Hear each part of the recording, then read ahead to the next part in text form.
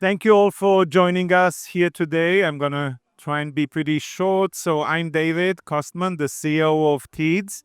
It's a pleasure to host you here for something that's not about business.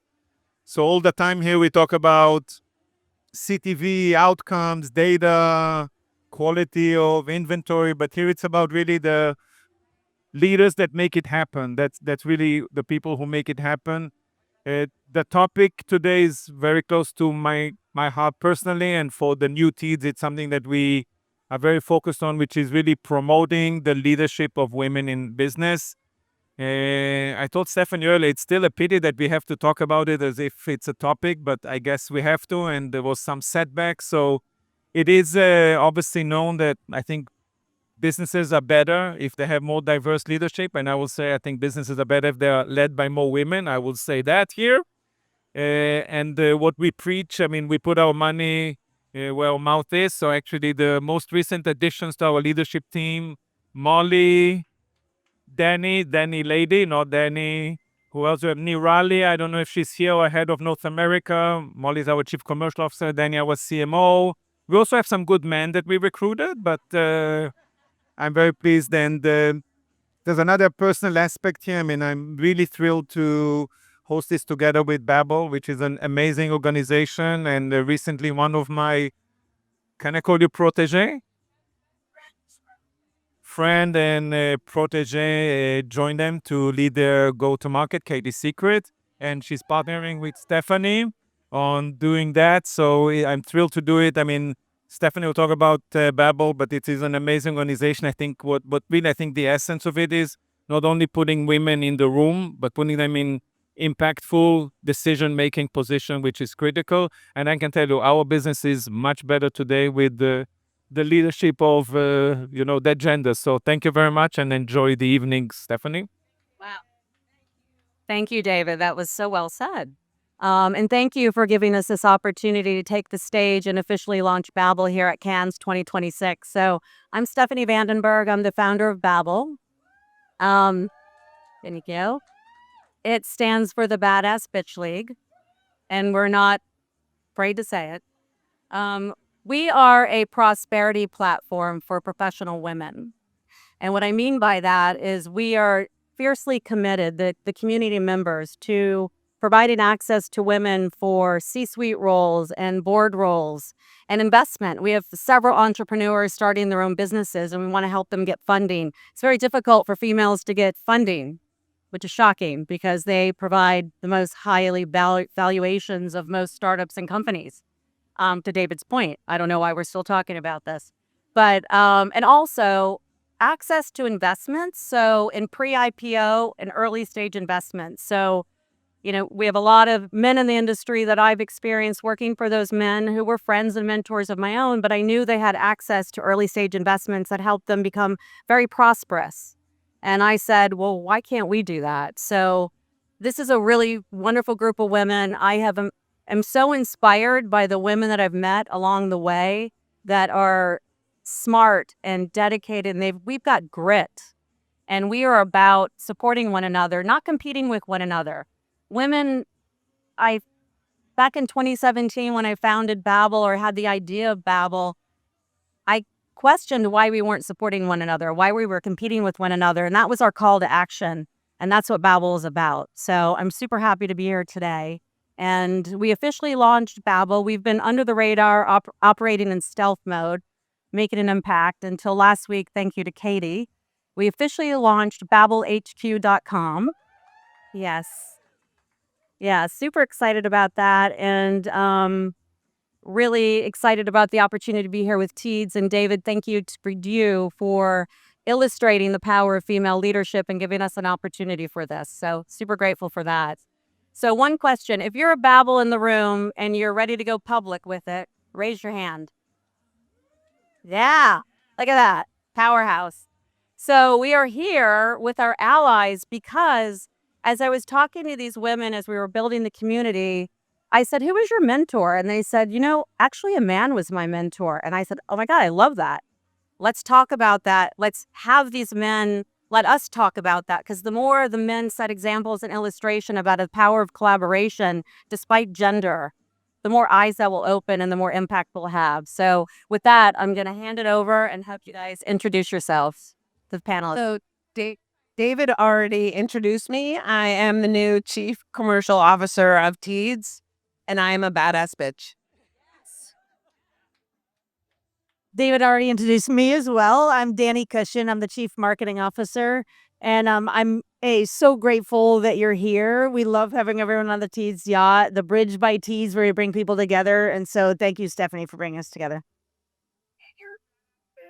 Also a badass bitch. I feel like Rebecca on Ted Lasso when I say that, though. I'm like, I'm a badass bitch, and I'm going to do that.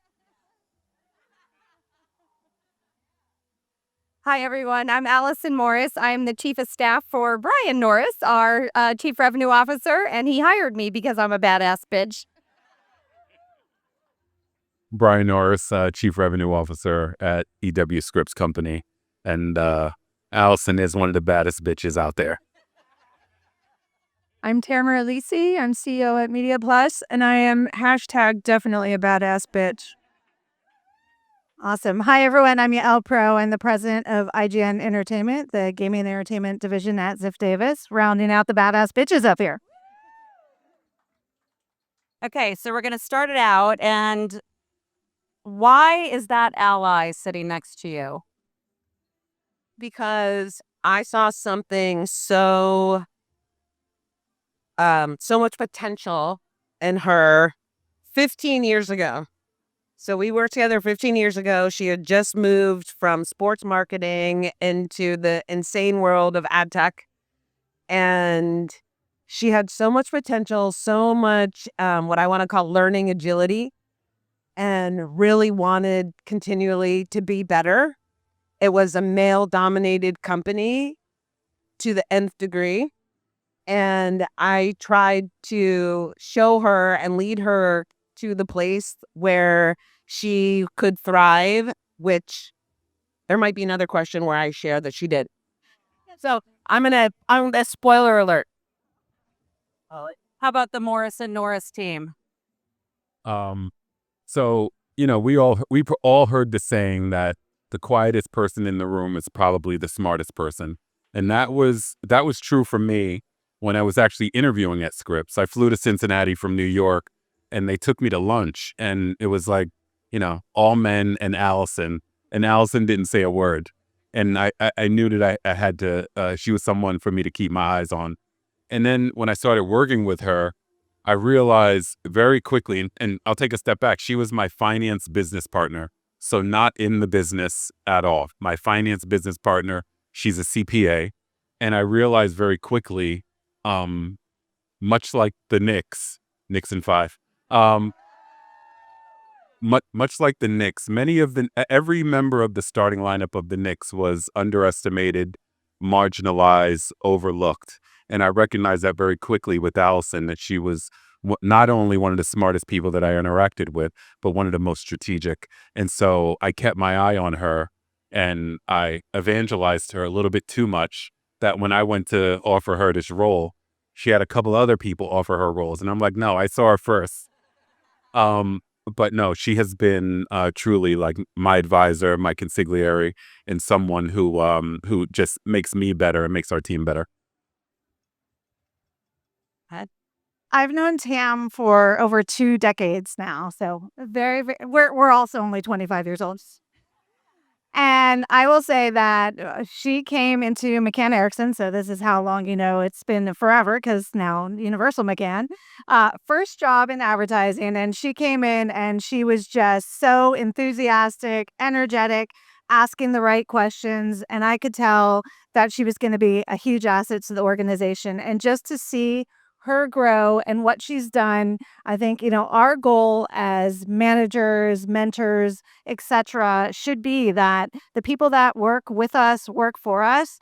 The goal is for them to be eventually our peers, and to just see her kicking ass today is amazing.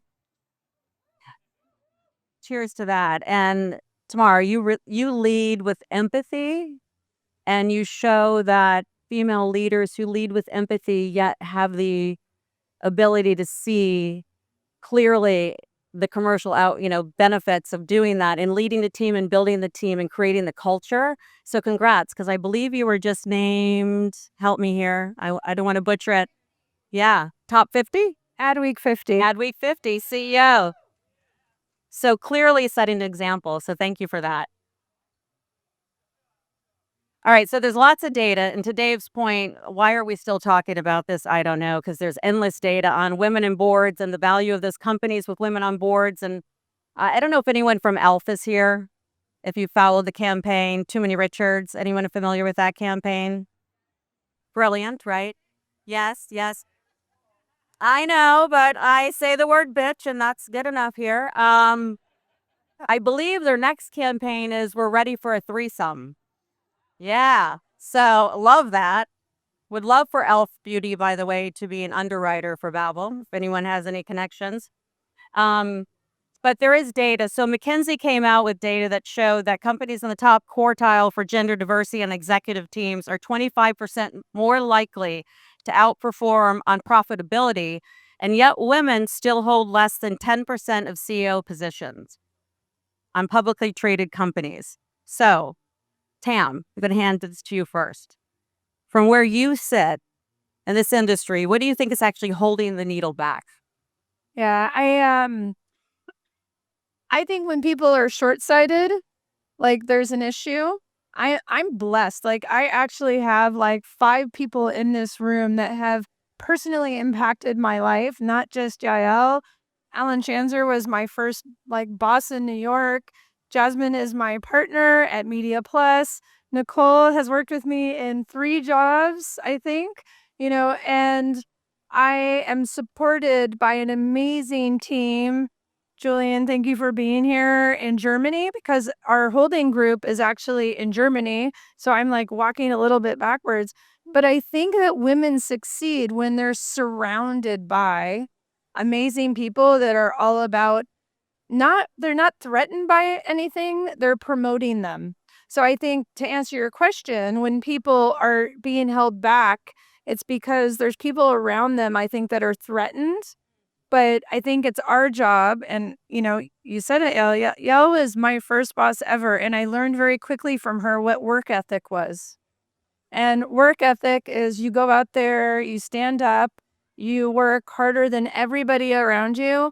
And she also taught me very early on, if you follow me in the socials, hashtag we love what we do. And Yael loved what she did, and it inspired me. So I think that we as leaders, and why I am happy to support you as part of Babel, is because we're about giving people that opportunity and making sure that they can shine and be a badass bitch. Thank you for that. How about you, Brian? What do you think is holding the needle back? I don't think it's one answer, but when I think about my own journey, it was very clear to me. When I started in this business in 1999, I started as a sales assistant at Lifetime Television, and there was the head of HR, older Black woman, reminded me of a cross between my mother and Claire Huxtable. So when she spoke, you listen. She took me to lunch my first week, and I said, maybe she takes all new hires to lunch. But she took me to lunch, and she's like, I don't take all new hires to lunch, but I want you to know that this company's a couple decades old, and you're the first Black person in ad sales. And so from that moment on, I made it my mission to provide access to people who otherwise may not have access. And so when I say that, most people think that I'm talking about people who look like me. Although the data will tell you that people who look like me, under index on access, but being limited in access is universal for many people. And so I made it my mission to unlock those doors for people, because without intention, these things don't happen. And, in a world or in a country, I should say, where someone might look at me as a DEI hire, I have to double down on my conviction for providing access. And so when I see someone like Allison. Allison was going to be successful regardless of whether I stepped in or not.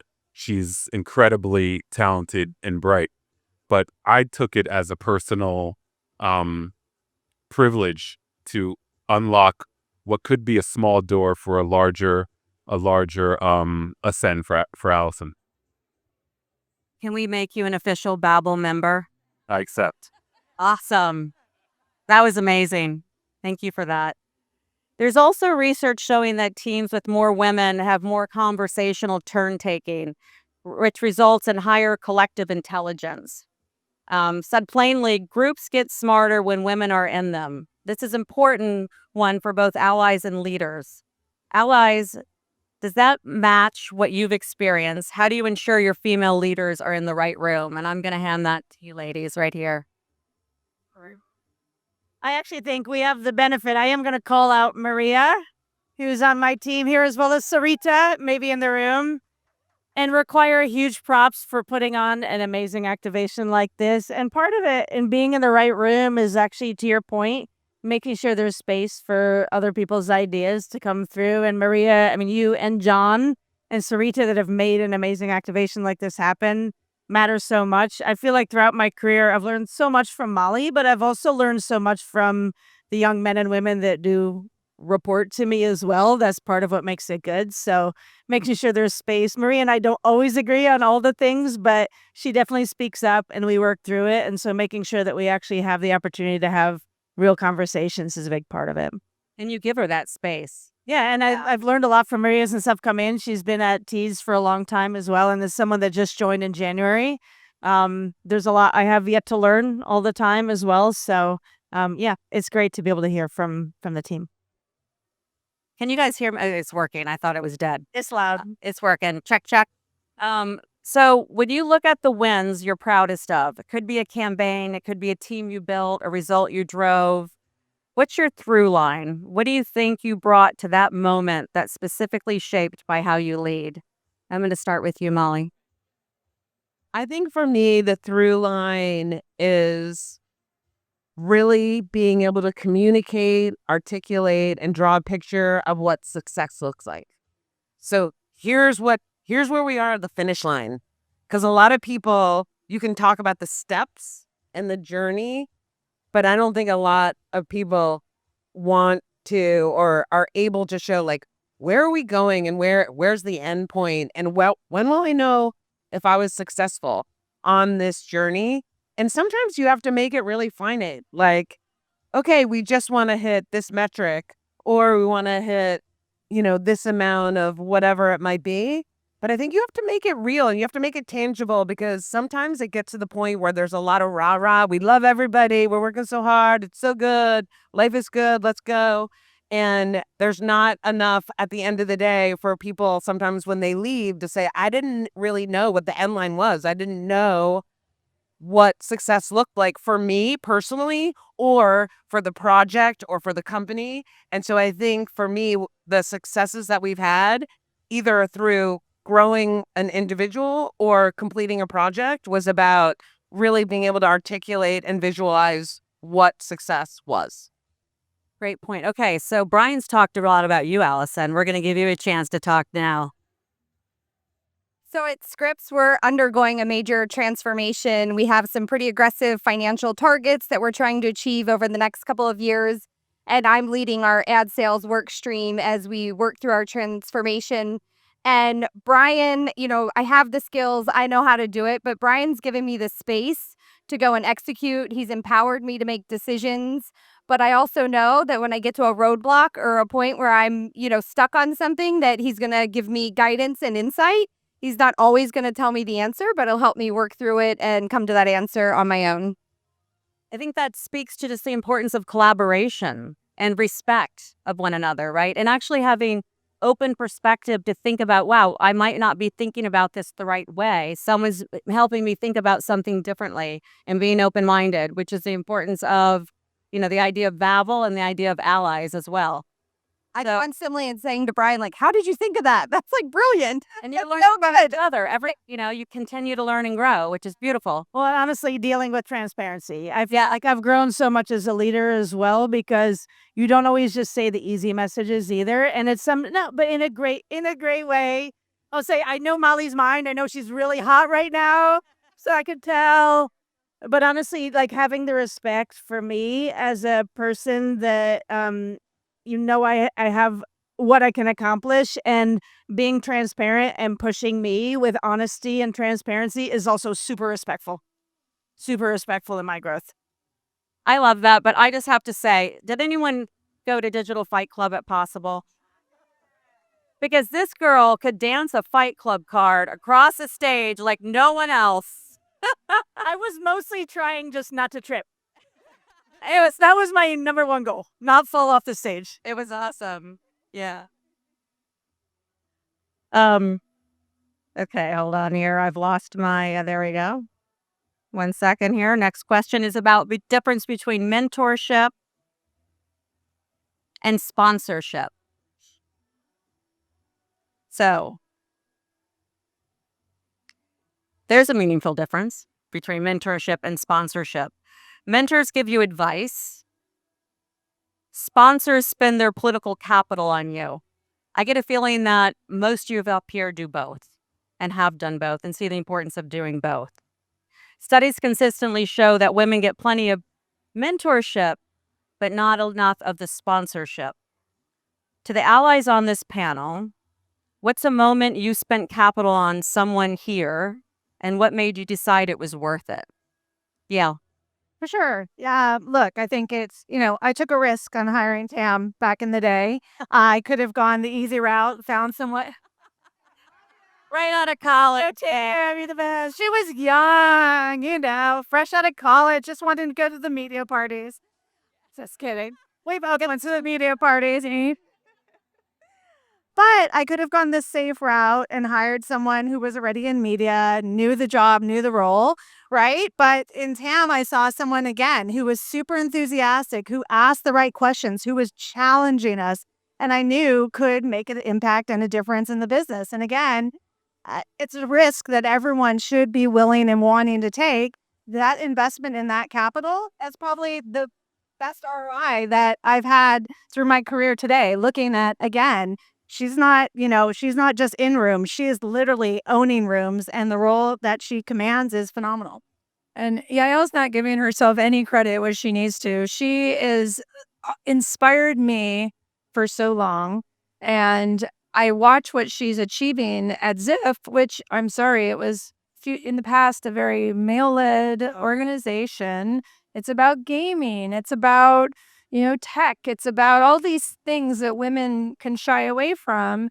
And you've been in this role for a long time. And I know some of your people here in the room, and I can say they admire you through the same lens I've admired you. And I think it's really about what you've taught other people. And that is why you continue to just elevate yourself. Not because you're focused on your elevation, but you're focused on theirs. I know. So I'm going to have one little brag moment because it's the end of Tuesday and I'm on my second glass of wine. We are about to finish our fiscal year. We end in June. We're going to complete our fiscal year with 67% growth this year and a profit margin of close to 15%. I am only able to do that because of really three things. One, I have an amazing partner in this room that finishes my sentences and is a strategic brain like I've never met. And our client partners who are also in this room who trust us because I think we do it differently. And the same mentorship that we give to our colleagues, we give to our partners. And it's something that I honestly feel from the top. Our owner, Florian Haller, my boss, Matthias Brühl, like these gentlemen have given me the keys to the kingdom and said, be you, be brave, and go fucking do this. And again, you can't do any of this unless you're supported all the time. My dear friend Carrie Tildes, who I respect to the moon and back, her daughter happens to work for us now. And Hannah's amazing. And I meet with every single colleague every 3 to 4 months. And I sit down and I give them a half an hour of focused time that's for them to talk to me. I don't talk a lot during that meeting. And Hannah, it was like, telling me, she's like, I've always just watched my mom and been excited. It's why I wanted to come into this business. Carrie happens to be a huge rock star. Hannah is like delivering like her mother. And she is a badass little bitch at the age of 21. And what makes me most proud, and I told this to Hannah when we met, I said, your job is to fucking replace me someday. And she's going to work hard every day. She shows up. She gives 200%. And I actually told her, I'm #writing a book. And I told Yael she's in it. And Yael taught me work ethic. And if you want your people to do well, if you want your business to succeed, I think you need to bring that. So I'm going to just make a reference on your stats of your business growth, because one of my dreams for Babel is to kick off a research project that's going to actually track the business performance of businesses who put women in leadership roles. So I'd love to feature Media Plus, and if Teeds is open to that too, I'd love to do that. And any other businesses who want to get on board and to publish this to really show true facts and traction on how that works. So Brian, you clearly supported Allison, and not just mentorship, but do you want to talk a little bit more about that? Sure. We've all had times in our career where we've had bosses that had an opportunity to do the right thing, but to do the right thing meant maybe putting their ass on the line. And then they choose to do the wrong thing. And when I just said that, somebody's picture just popped into your head of the boss who did the wrong thing. And so I've always said that, I wanted to be the boss to, when I became the boss, I said I wanted to do things differently. Now, we say that all the time. Like, when I'm going to be a parent, I'm going to do things differently. And then you find yourself sounding just like your mom or your dad.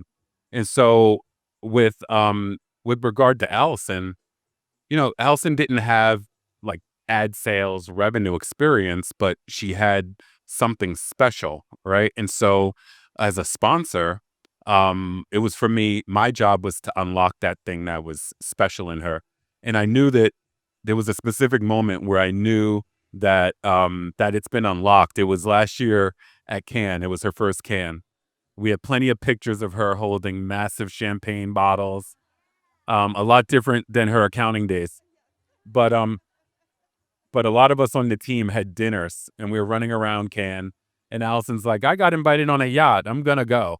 And she went. And then the next day she's like, I don't know what it is, but I got us a meeting tomorrow. And she could have just went in her room and ordered room service and just waited till tomorrow. But that was just the start. And just recently we launched a commerce business, and Allison took it from idea, strategy to execution. And all of those things represent that opportunity that was necessary for her to unlock that potential. And so, as a sponsor, it was my job to, not take the easy route and maybe hire somebody with media advertising experience, but to hire somebody who has incredible potential, business acumen, and quite frankly, who is just smart in an area where I'm not. So that was my job. And I think Allison has proved me right. Thanks for taking the risk. Looks like it really paid off. Yes. Yeah, great. And to you, Danny, can you tell us about a moment an ally changed your trajectory? Yeah, I have a really good one, and it's incredibly meaningful. It's been incredibly meaningful in my career and my life. So when I was and it was 15 years ago, I think, right? We were Millennial Media together. And I had been in sports marketing in the beginning or part of my career, which is also not a super woman-heavy career. I think, back in the day, it was a sports business journal, 40 Under 40, and there was typically one woman. It was my boss, Kathy Carter. And so then to go into a career like ad tech, which was very similar, it was interesting. And I sort of cut my teeth coming through Millennial. And then when Molly came in, the founder at the time, Paul Palmieri, was like, you're going to love her. You're going to love her. And he was not wrong. And to have somebody that I could learn from, was a mom, that was super meaningful for me. I had just started having kids. We have 3 amazing kids now, but I remember early in my career having that moment where I'm like, I don't know if I want to be a CMO because I actually don't know that I could do both because I haven't seen it. And then Molly was both an amazing colleague, amazing boss, an amazing mom of 2 boys. And I could see it for the first time. And then when Molly ended up moving on from the business, I was hungry and young. There was a hell of a lot I did not know. And she gave me a chance to step up, and she advocated for me to oversee all of marketing and all of comms, and just the faith to say, hey, I think I believe in you, and I'm going to give you a shot. I'm going to advocate for you to take on more, even if I didn't know how to do it yet. I'm a big believer in the growth mindset. Like, I didn't know how to do it yet. A lot of it I didn't know, but I cared to learn and I was hungry. And that changed the entire trajectory of me believing in myself and my career. And then I went on from there to get my first CMO role, and then have just had a lot of fun since. And so, where's Dickie in the room? Is he? Oh, okay. So DK, our CEO, when I had the good fortune of joining Teads in January, I met the team at the end of last year. Do you mind if I tell this story about when we came in? So Molly and I, a lot of people think we came in, Molly came in first and started first and then brought me. We actually simultaneously came into Teads at the same time, unbeknownst to each other. So, and it was just good kismet, like really good kismet. So I really wanted to come to Teads regardless because I really liked the company. I really liked the prospect of what we could do. And I knew we as a company were going to be hiring a CCO, and DK, our CEO, said, okay, we found the most amazing CCO. I know you're about to sign your paperwork. Guess. And I'm like, I'm not going to guess. Like, I don't know that I can guess. And he started to spell out Molly's name, and I was like, you're kidding. Like, he's like, Molly Spillman. I'm like, Molly is coming? And so I got off the phone with DK and went and told my husband, and he was like, holy shit. That is so amazing. And it was just one of those moments, like a really fun full circle moment for me, where I've had such amazing opportunities because Molly advocated, and it wasn't just mentorship. I have amazing mentors, including Mary Kim Novak, who is in the room, like another amazing woman who advocates for me. Molly opened doors and actually gave me opportunity and responsibility, which you can say one thing and then you give it. And that allowed me to grow through some really scary times of not feeling like I knew what the hell I was doing, but to where we actually get to sit together again today. So massive impact on my life and my career. I love that story of how you just ended up together, not even knowing it. That's amazing.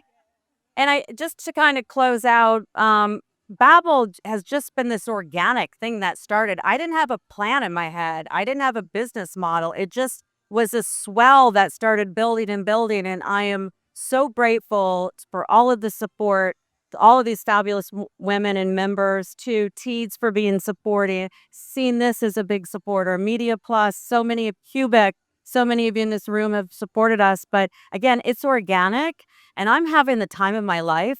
I have fought and fought through my career, and this is just like I'm on this magical roller coaster ride, and I'm doing something I hope is going to make a difference in the world and drive impact. And I thank all of you for your support and for this opportunity. Thank you. You know what?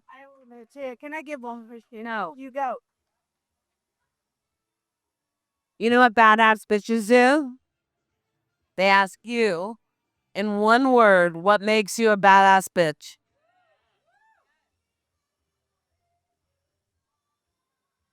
Grit. Grit. Grit. Thank you. Thank you all. Really appreciate you. And I am. You're amazing. Yeah. We're going to come talk to you more. Yeah. Thank you. What